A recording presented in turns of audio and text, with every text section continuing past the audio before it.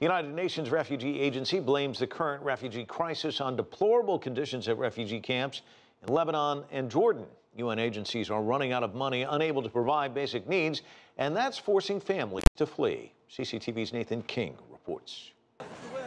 Carrying all they can, Syrians fleeing their 4-year-long civil war.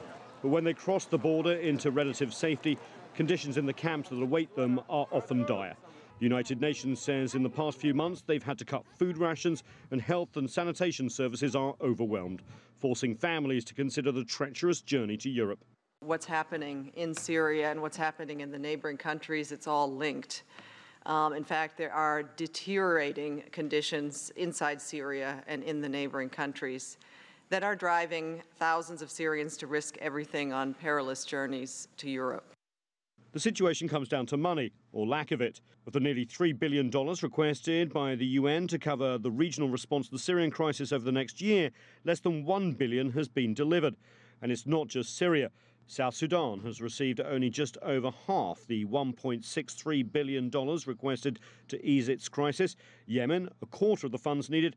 Iraq's urgent needs are just about half funded, as is the Nepal earthquake emergency.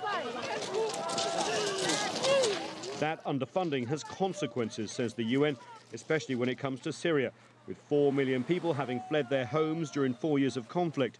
If they do not find adequate resources close to home, then officials say they will likely go further and end up costing countries more money as they take in refugees or spend money on security to keep them out.